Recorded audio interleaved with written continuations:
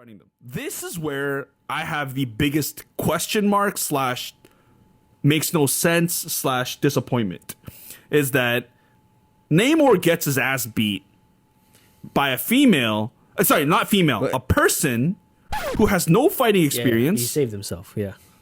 No fighting experience. Yep. I take that back. But what I mean by a person who takes the herb has that super soldier serum initially. No fighting experience. No experience whatsoever. It's true. Yeah. Beats a person who has 500 years of experience. Yeah. And don't get us wrong. Like, we understand that the herb like gives you like the super strength. like that, but also like the wisdom and the knowledge of like the past Black Panthers. But it doesn't mean you instantly know how to exactly, because in the first one they emphasize the mantle gets passed down to warrior, not king to king. Yes, it's warrior to warrior, and then they happen to become the king. Yes, and with this there was no challenge. No, there's always a challenge to find out who's the fittest in terms of everything. And that's who becomes king. Yes, and that person then becomes the Black Panther. So you have to be able to fight and have to have that experience before becoming even having the Black Panther powers. That for me did not make sense whatsoever. And am I expecting like a whole like 4 years later? No. Of course. Even if we got like a little montage of her working out, of her practicing training with a koi, whatever, anything would have made it even a slight better. Yeah. But this is one of the biggest things that got me upset. Like, wait a minute. Yeah. How does she obliterate a god? Again, a god who they referenced in the movie that's as strong as Hulk or Thor. Yeah. Specifically Hulk in the movie. But Shuri is not Hulk strong like level, you know what I mean? And like she can't even fight as good as Black Widow, who has another just civilian. And it's literally next day. Yeah.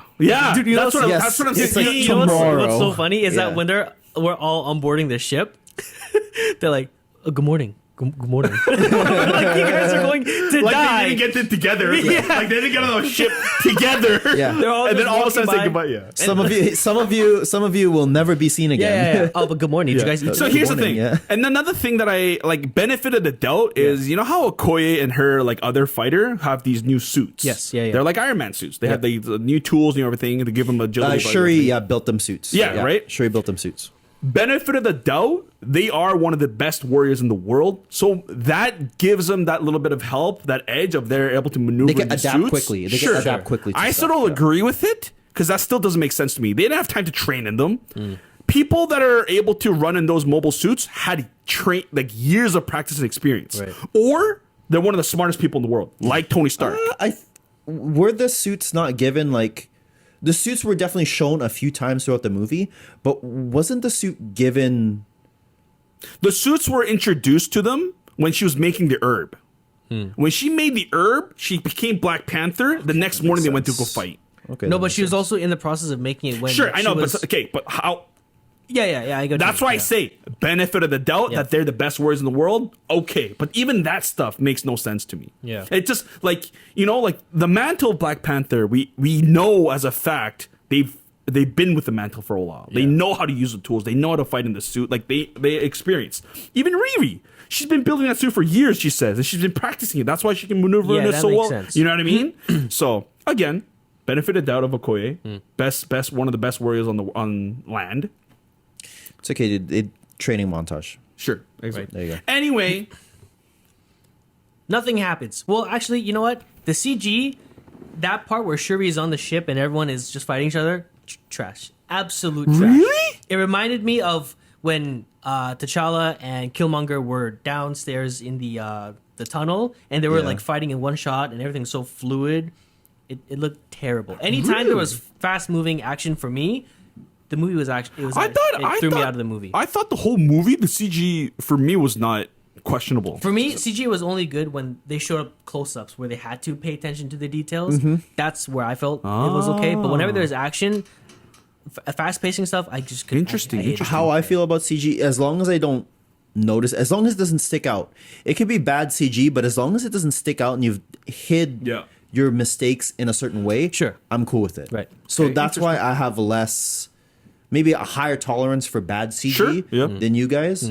But to me, I thought it was fine. Yeah, I thought it was okay. That's interesting though. Maybe if we see it again on Disney Plus, maybe yeah. You guys see it in 4K. Actually, we saw it in IMAX. So. That's fact. And then so like they're fighting, and then they end up They dry out they Namor. dry out Namor like a fish, and then they take him to just an island where it's Shuri and Namor now fighting each other. Yeah. Yeah, they put him on a ship. The ship crashes onto an island. And You know what they do really well though. Throughout the movie, they give you a lot of, like, oh my god, is she gonna die? Like those moments, because in the whole movie, for me, I thought M'Baku was gonna die and Shuri was gonna die. Same, yes. Right? Yeah. So like for me, like I thought they positioned that very well. Oh, really? When she got stabbed in the heart, like, dude, is this how it's gonna end? No, so storyline wise, I didn't really think so because Oh, really? they can't kill the entire family in I don't, two dude, movies. No, because think about It's it. not Game of The reason Thrones. why I thought it was is because Like you just can't. Like come on. I don't know. No, the reason why is because the next movie or the next sequel we see Black, it's not going to be Shuri. Right. We know that as a fact. Yes, Right. yes. That's why I thought killing him was not a bad idea. And maybe they should have. I don't know. Not everyone has to. It's not Game of Thrones, dude. I know, but I'm just saying they did that very well for me, that I felt like I was on edge the whole time, like on the Right. edge of my seat. M'Baku for sure. I'm like, oh, this guy's got Yeah. One Very Punch done, Man. yeah. Okay, but the end fight. How do you guys feel about it?